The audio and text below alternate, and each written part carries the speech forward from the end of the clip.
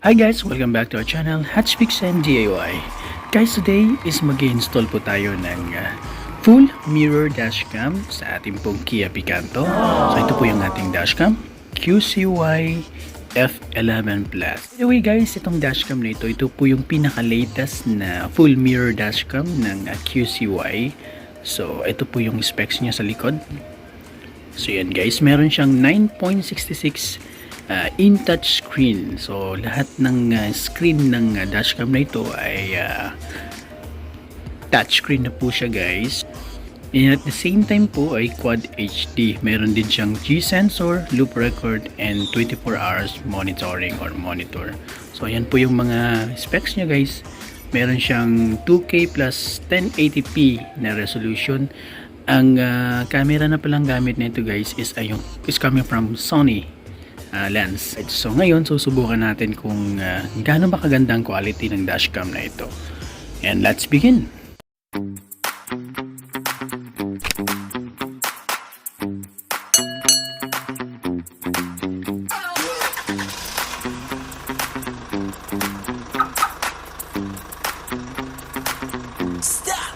And guys, so bago nga pala natin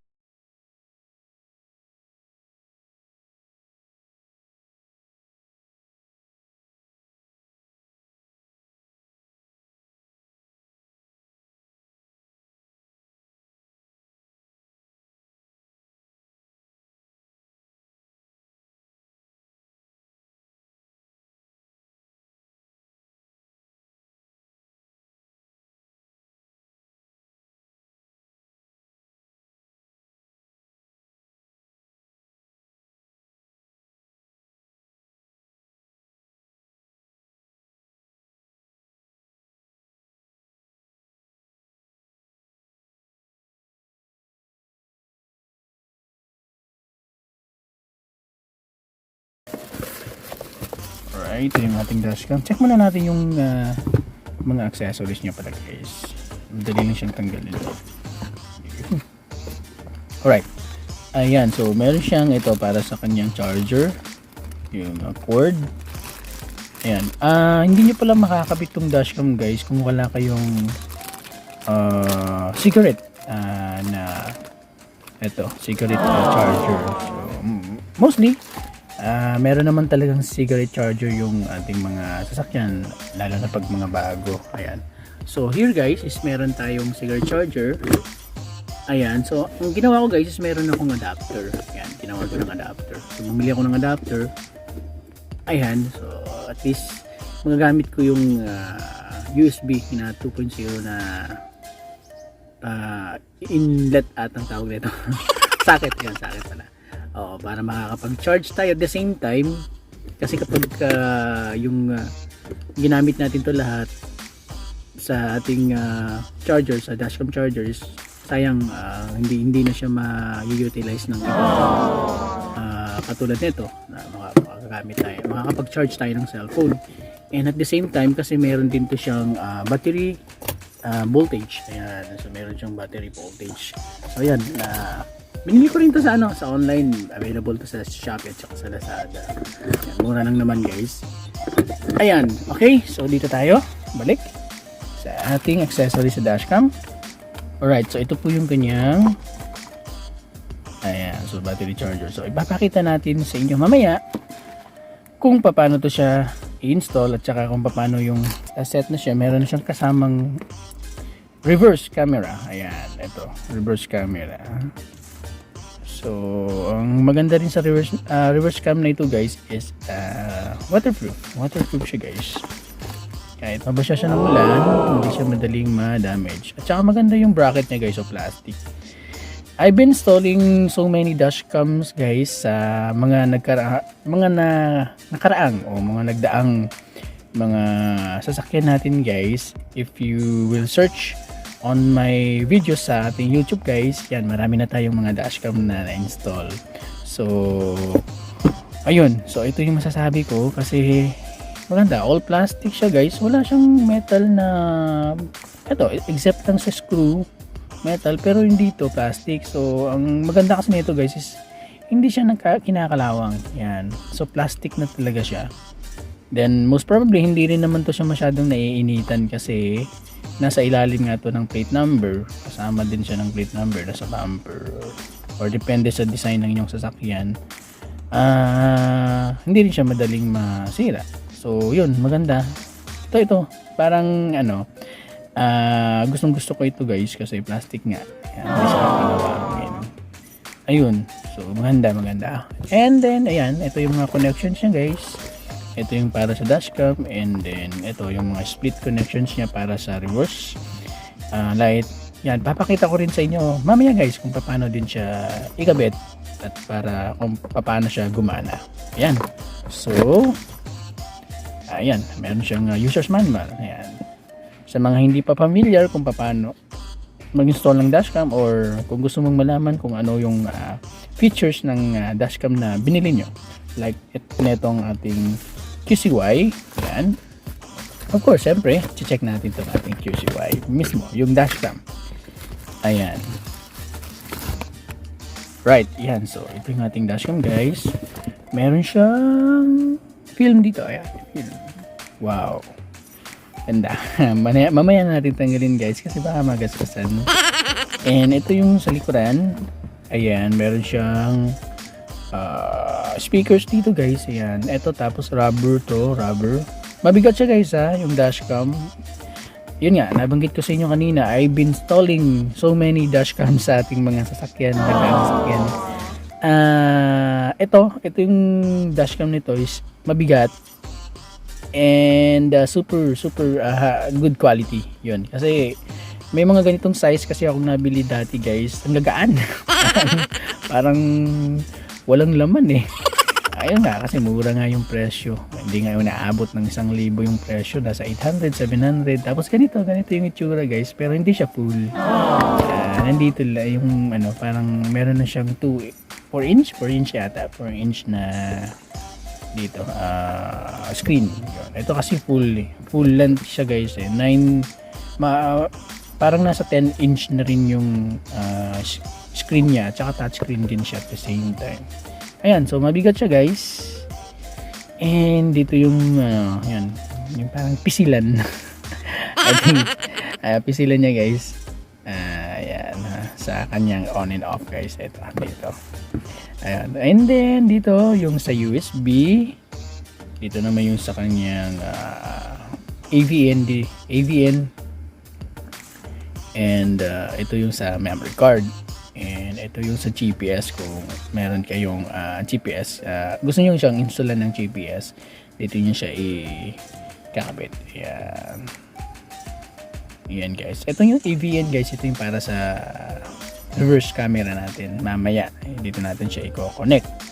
Ayan. So yan, napakasimple lang guys. Wala siyang ganong selections dito guys. Kasi nga, touchscreen na kasi ito So yan, wala nang mode, select, wala. Dito na guys, touchscreen na, tsaka dito na rin tayo nag-a-adjust, ma-adjust na rin natin yung ating camera. Ayan, so ito yung camera natin guys, ito yung sa front, na-slide nga pala ito guys. Yun, so na-slide siya. Pag slide natin siya guys, ayan, may lalabas na QCY. So pwede rin naman siyang hindi siya i-slide, nakaganyan lang. Ayan. So, save lang din naman. Pero kapag in-slide natin, mas cool kasi guys, no? Ayan, mas cool siyang tingnan. Ayan, wow, parang meron siyang, tsaka yung logo niya, QCY. So, ayan. So, yan, simulan na natin install.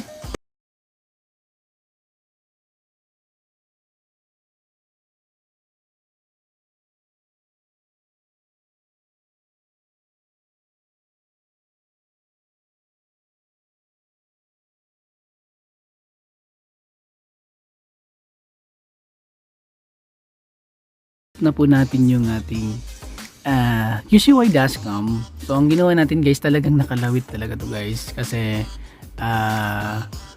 yan, ang mangyayari is kapag hindi natin to siya in-slide o nakalawit, mangyayari is mabablock ng mismong rearview mirror natin itong kanyang lens. So kaya talagang ganito yung design niya, ni-slide siya para yung sukat ng ating rearview mirror is same fit ng mismong dashcam natin kinabit sa rearview mirror. So parang ito is extension lang siya. So ito yung parang nakalawit na camera yan. Para maganda siyang tingnan. So parang yan, rear view lang. Tanggalin natin to guys Ito. Ayun, so yan, parang ano lang siya, yan, rear view mirror na kapag naka-off, yan, okay, so yan. Pag naka-off siya guys, ganyan lang yung itsura. Ay, meron siyang ano guys, meron siyang screen protector, ayan, ayan, meron pa siyang konting bubble dito. Yan, sa gitna. So hindi natin tatanggalin itong screen protector kasi yan nga, palagi tayo kasi nagtatouch baka nga madamage yung kanyang screen. Ayan, so you can see guys, kitang kita yung ating mukha dito. Ayan. So ito yung sa ating cellphone, yung camera. Ayan, so kitang kita. Para siyang pag naka-off, ayan, pag naka-off, kitang kita natin sa likuran. Ayan. Parang typical na rear view mirror lang talaga siya. Ayan. Pero without knowing it, dashcam pala siya. So guys, sige, proceed na tayo sa pagkakabit ng mga cable.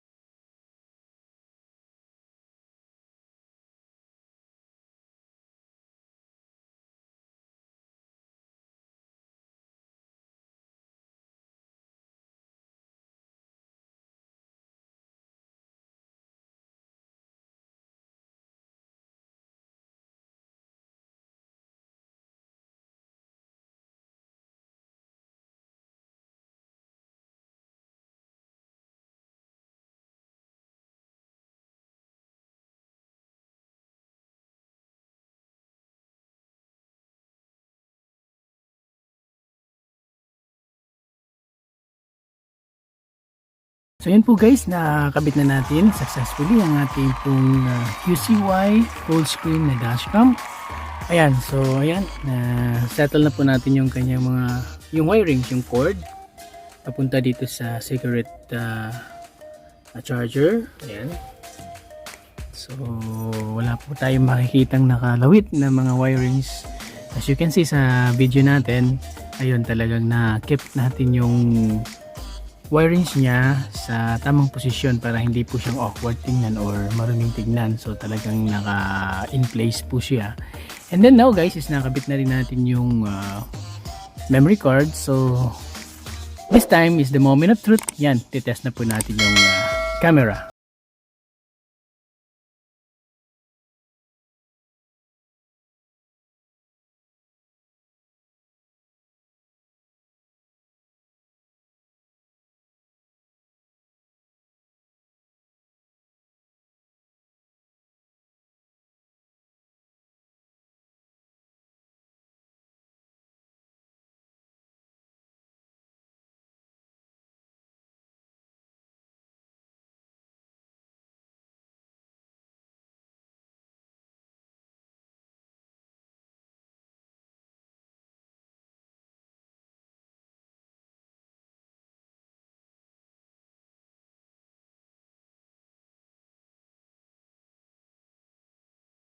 Reaction niya guys kung saan natin gusto siyang i-point. Yan. Ayan, pag nakataas or nakababa. And dito naman tayo sa kanyang settings. Check natin yung settings guys. Ayan, so yan. Yung resolution niya, pwede natin siyang i-adjust na 280p or 2K. So mas maganda usually 2K yung gagamitin natin.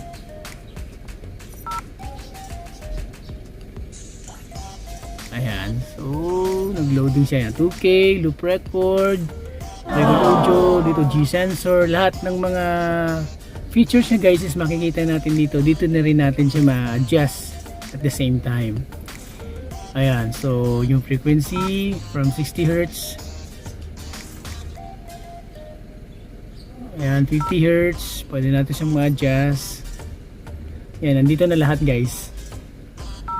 Okay, so next video naman natin guys is yung ating reverse cam. Yun naman po yung susunod nating ikakabit. Let's begin!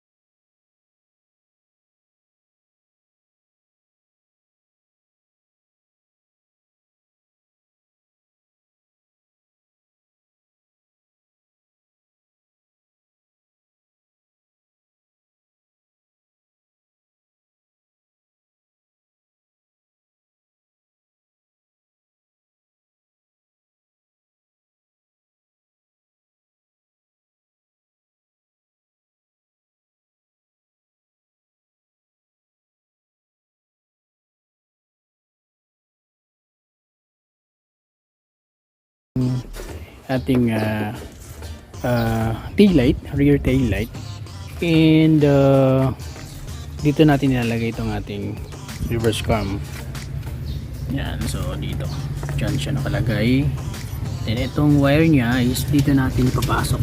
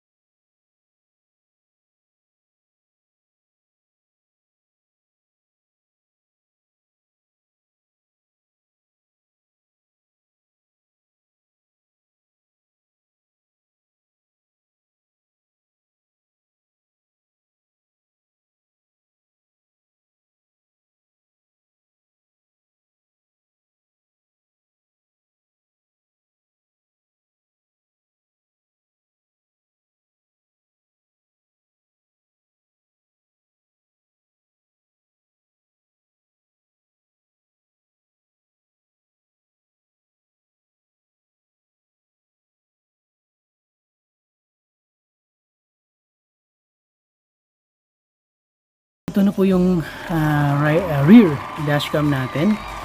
Rear camera natin guys. Ayan, na-install na natin. And then, this time guys is iti-test na po natin kung gumagana nga ba itong ating rear cam. So, ayan. Everything is fixed. Ayan, so okay na. Balik na natin yung tail light.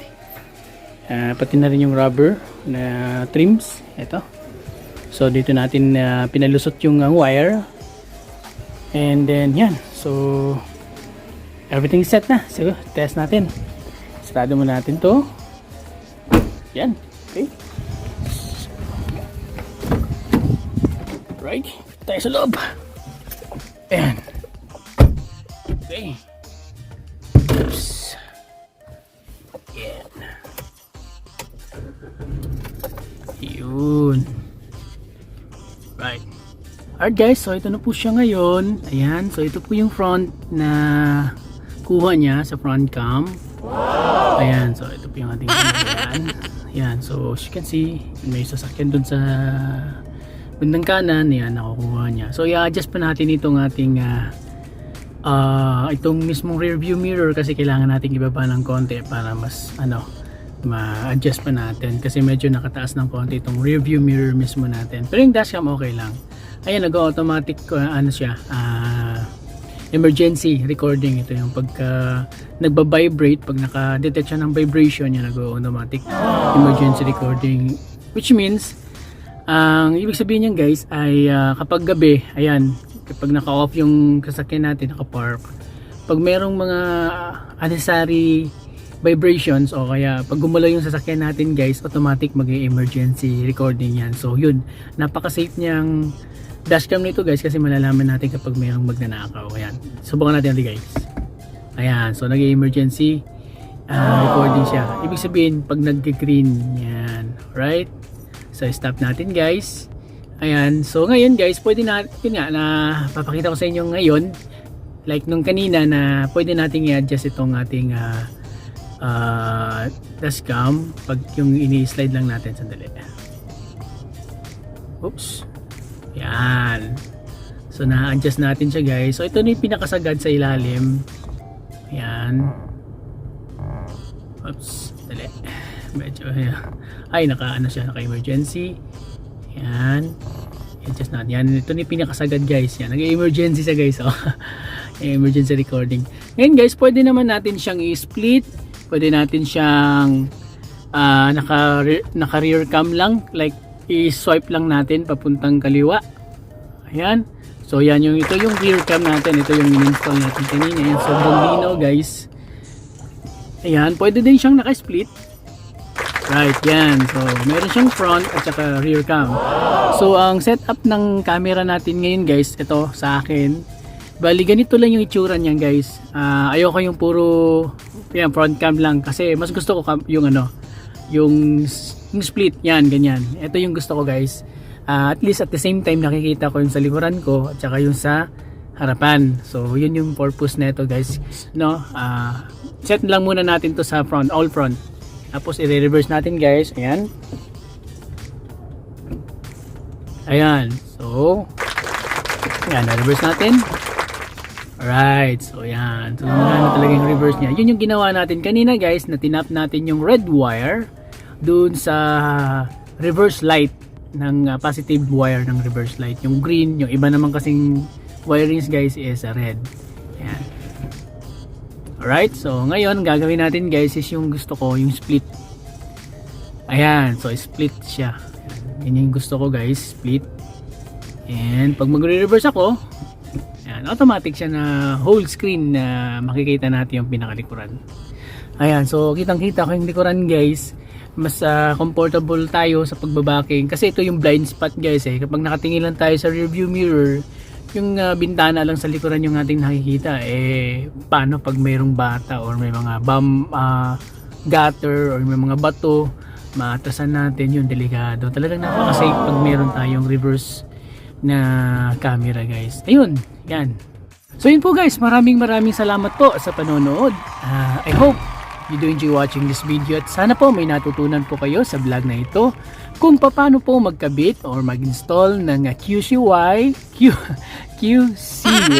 na full screen touchscreen. Yan, full screen touchscreen pa na dashcam.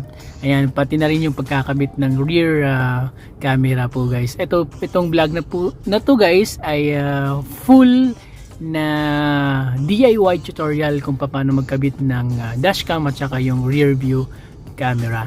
Yan po guys, maraming salamat po ulit sa mga bagong viewers po natin guys. Please do consider to subscribe our channel and paki-share at saka paki-like na rin po itong video.